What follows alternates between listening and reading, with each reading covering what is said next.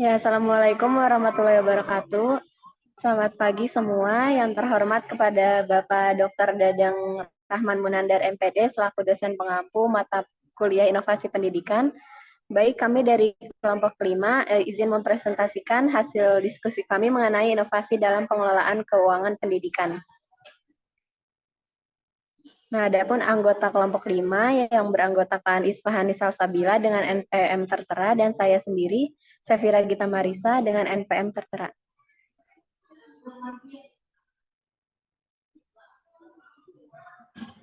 Adapun pembahasan yang akan dibahas pada pertemuan kali ini yaitu ada abstrak, pendahuluan, metode penelitian, hasil dan pembahasan, kesimpulan, dan daftar pustaka.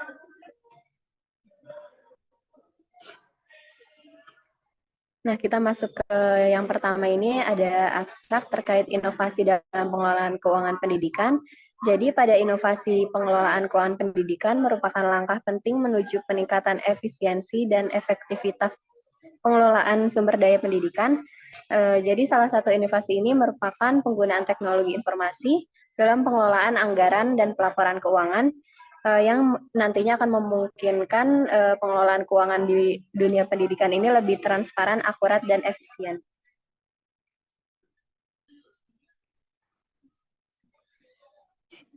Nah, di sini ada pendahuluan, jadi kita mulai dari pengertian inovasi. Inovasi merupakan suatu bentuk pembaharuan mengenai suatu hal yang sejalan dengan pendapat Batubara pada tahun 2021 bahwa inovasi merupakan suatu alat, hal, atau gagasan yang baru di mana hal tersebut belum pernah ada sebelumnya. Jadi terciptanya hal baru tersebut diharapkan dapat menjadi sesuatu yang menarik dan berguna. Nah, inovasi dalam pengelolaan keuangan pendidikan mempunyai tujuan untuk meningkatkan manajemen sumber daya pendidikan. Hal ini dilakukan untuk memastikan bahwa dana pendidikan digunakan secara efektif dan tepat sasaran. Nah, sehingga lebih banyak manfaat bagi masyarakat dan para siswa. Jadi salah satu inovasi terbaru dalam pengelolaan keuangan pendidikan yaitu penggunaan teknologi saat ini, yaitu teknologi informasi dalam proses pengelolaan anggaran dan pelaporan keuangan. Dengan menggunakan sistem komputerisasi, pengelolaan keuangan meningkatkan efisiensi, akurasi, dan transparansi.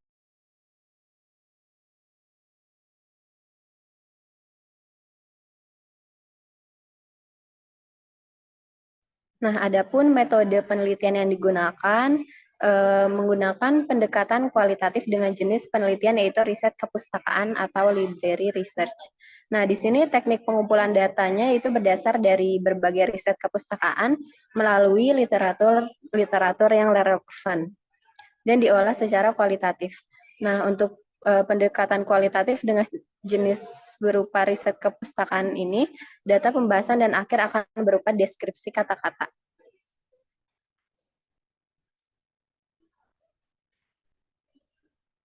Adapun hasil dan pembahasan, jadi berdasar pada Peraturan Pemerintah Nomor 48 Tahun 2008 tentang pendanaan pendidikan, pembiayaan pendidikan ini meliputi 3 hal. Yang pertama itu biaya satuan pendidikan yang terdiri dari biaya investasi. Yang kedua, biaya penyelenggaraan atau pengelolaan pendidikan. Dan yang ketiga biaya pribadi peserta didik.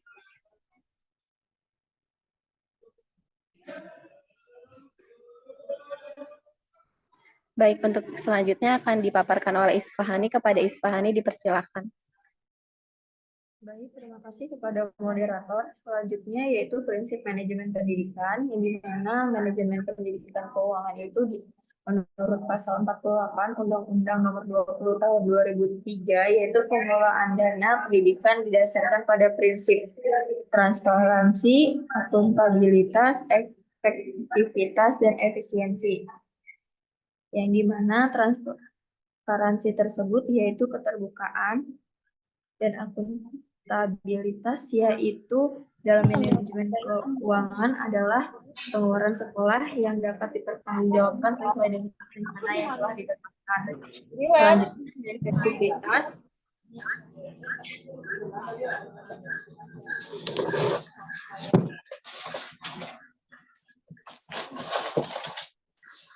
Rajin banget anjir ditulis ya. Terakhir dari 26 Nah, ada pertanyaan. Iya. Botnya apa di web? Bot nulis, bot. Gue pakai LIYZ. LIYZ.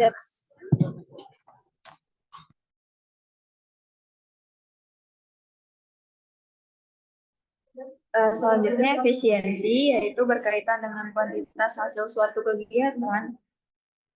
Next.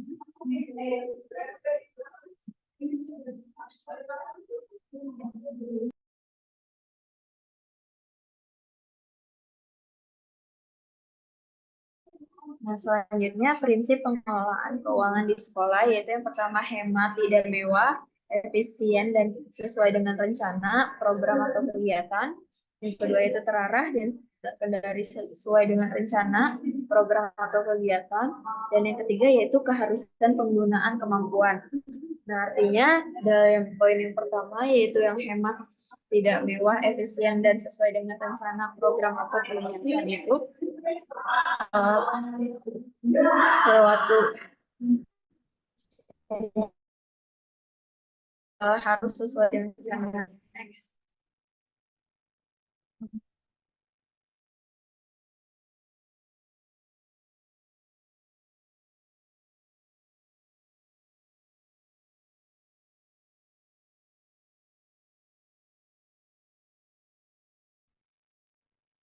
Selanjutnya sumber keuangan sekolah. Dari mana sih datangnya sumber keuangan sekolah? Nah, sumber keuangan sekolah ini berasal dari dana pemerintah, dan isi kegiatan atau PIK, dan bantuan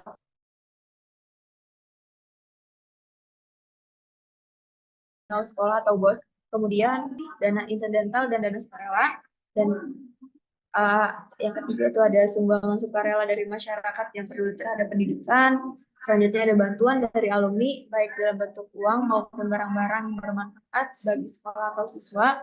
Selanjutnya ada dana yang diperoleh dari peserta kegiatan, seperti biaya pelatihan atau kursus. Dan yang terakhir yaitu pendapatan dari kegiatan wirausaha sekolah, seperti operasional kantin, koperasi, atau kegiatan usaha lainnya.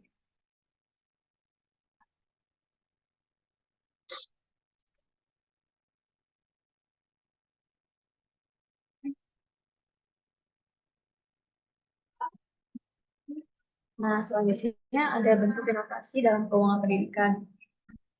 Kasus itu pada penelitian Ambas dan Nio pada tahun 2022, yaitu penelitiannya mengenai penggunaan dana BOS, di mana pihak kepala sekolah memberikan aturan-aturan mengenai pemanfaatan dana BOS, seperti meninjau EDS, kemudian dituangkan pada RKAS, dan kegiatan-kegiatan sudah terbagi dalam terdana untuk yang menggunakan dana BOS dan yang tidak menggunakan dana BOS. Kemudian ada virtual account, yang dimana inovasi ini merupakan bentuk inovasi dengan memanfaatkan kemajuan teknologi.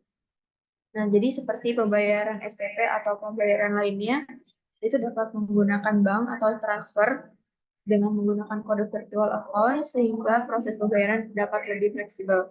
Jadi pada pembayaran SPP itu bisa dilakukan kapan saja, tidak sesuai dengan jam kerja. Next.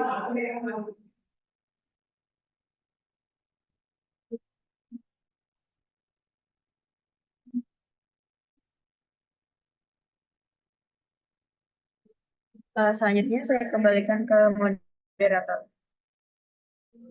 Baik, terima kasih kepada Isfahani.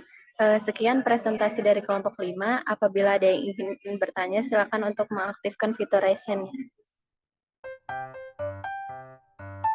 Baik, kepada Bayu, silakan untuk bertanya.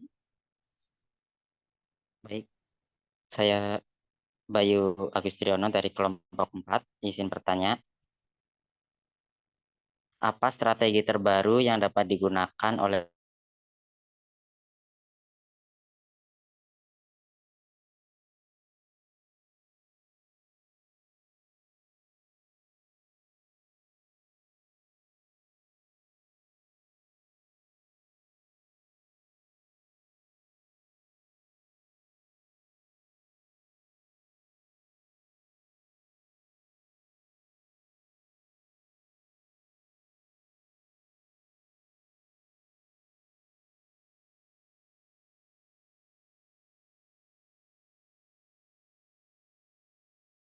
kasih.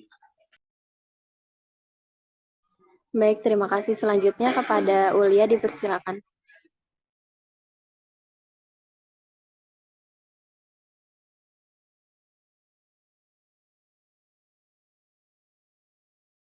Baik, terima kasih kepada moderator. Izin bertanya, bagaimana inovasi dalam pengelolaan keuangan pendidikan dapat membantu meningkatkan aksesibilitas dan kualitas pendidikan? Terima kasih. Baik, terima kasih. Selanjutnya kepada Nadia dipersilakan. Ya, terima kasih moderator. Saya Nadia Mesya dari kelompok 1 izin menyampaikan pertanyaan. Apakah ada contoh konkret dari implementasi inovasi keuangan dalam sektor pendidikan di negara-negara tertentu? Terima kasih. Baik, terima kasih. Selanjutnya kepada Ayu dipersilakan.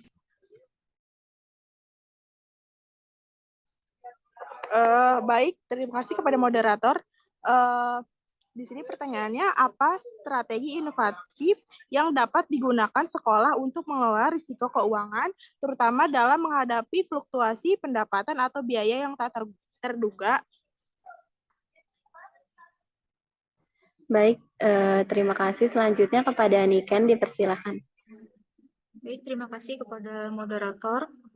Saya Niken Nurulaini dari kelompok 10 izin bertanya, bagaimana inovasi dalam pengelolaan keuangan pendidikan dapat memfasilitasi kolaborasi antara lembaga-lembaga pendidikan dan pihak-pihak lain dalam komunitas? Terima kasih. Baik, terima kasih semuanya yang sudah bertanya. Mungkin pertanyaannya bakal kita tampung dulu untuk presentasi dari kelompok 5. Sekian, terima kasih. Wassalamualaikum warahmatullahi wabarakatuh. Dikembalikan lagi kepada PC.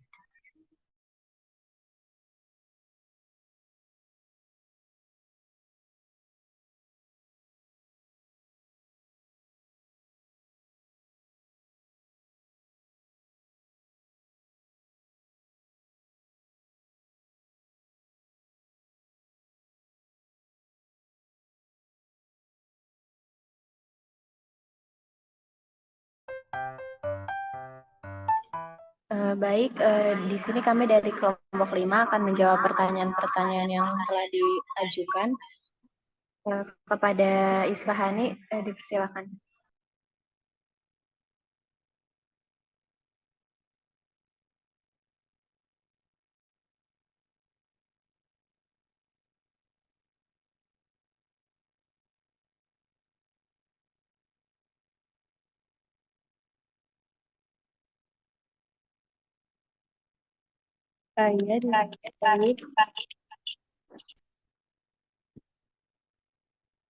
Pertama, saya akan menjawab pertanyaan dari Saung, yaitu pertanyaannya, bagaimana inovasi keuangan dapat mempengaruhi efisiensi pengelolaan dana sekolah? Jawabannya yaitu dengan melakukan beberapa cara, yaitu yang pertama penggunaan sistem keuangan yang terintegrasi, artinya di mana keuangan yang terintegrasi dapat membantu sekolah dalam melacak pemasukan dan pengeluaran secara lebih akurat dan efisien. Selanjutnya ada transparansi dan akuntabilitas, yaitu dengan menggunakan teknologi blockchain, seperti transaksi keuangan bisa dicatat dengan cara yang aman dan tidak bisa diubah. Selanjutnya ada pembayaran elektronik. Dalam pembayaran elektronik ini bisa meningkatkan keamanan dalam pengelolaan dana sekolah, meminimalisir risiko kehilangan atau pencurian uang tunai. Selanjutnya ada analisis data, yaitu penggunaan alat analisis data canggih dapat membantu sekolah memahami pengeluaran dan mengidentifikasi area mana bisa efisien untuk ditingkatkan. Kemudian ada penggandaan elektronik. Dan yang terakhir itu ada kolaborasi dan integrasi, di mana integrasi sistem keuangan dengan platform manajemen lainnya seperti manajemen aset dan manajemen sumber daya manusia dapat memperluas. Gimana selalu apakah pertanyaannya sudah terjawab?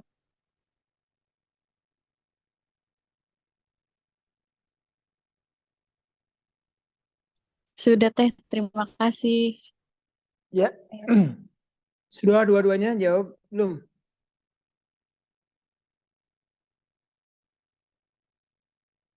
Kelompok 5, kelompok 6 sudah menjawab.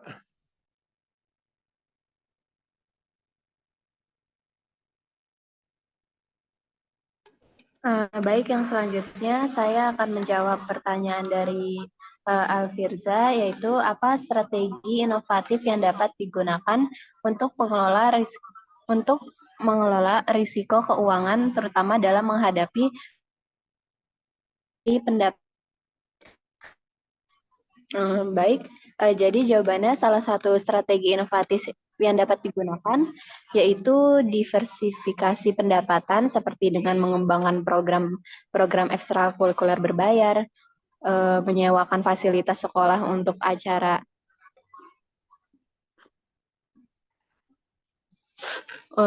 acara luar atau menjalin kemitraan dengan perusahaan lain atau sekolah-sekolah lain. Jadi selain itu memanfaatkan teknologi untuk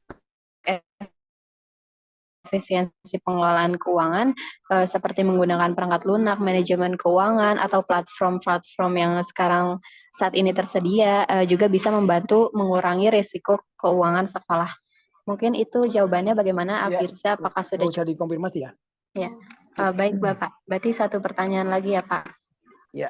Selanjutnya pertanyaan dari Inara, yaitu apa saja langkah-langkah yang dapat dilakukan untuk memastikan akuntabilitas dan transparansi dalam pengelolaan keuangan pendidikan.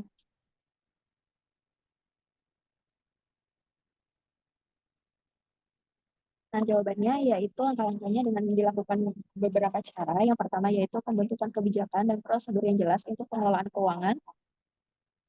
Yang kedua yaitu penunjukan staf atau komite khusus yang bertanggung jawab atas pengelolaan keuangan dan pemantauan anggaran. Yang ketiga yaitu ada pelatihan reguler bagi staf terkait untuk memastikan pemahaman yang baik. Yang keempat yaitu ada pemisahan tugas untuk memastikan tidak ada satu individu yang memiliki kendali penuh atas semua aspek keuangan. Yang kelima yaitu pelaporan keuangan kepada semua pihak terkait. Yang keenam yaitu ada audit independen secara rutin oleh pihak eksternal untuk memastikan kepatuhan terhadap aturan dan ketentuan yang berlaku serta untuk mengevaluasi efektivitas sistem pengendalian internal. Dan yang ketujuh yaitu membuat informasi keuangan mudah diakses dan mudah dimengerti oleh publik.